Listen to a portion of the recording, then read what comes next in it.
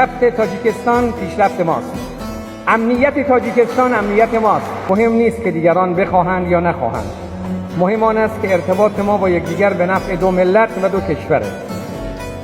مهم این نیست که دیگران بپسندن این ارتباط رو یا نپسندن. مهم آن است که ما منافع دو ملت و دو کشور را می‌بینیم. حتما توسعه ارتباطات اقتصادی و تجاری به نفع دو ملت و دو کشور خواهد. شاید برخی توسعه تاجیکستان را نپسندند، مهم نیست.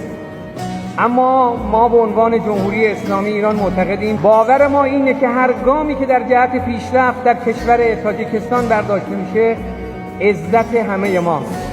استقلال اقتصادی زمینه برای استقلال سیاسی هم هست.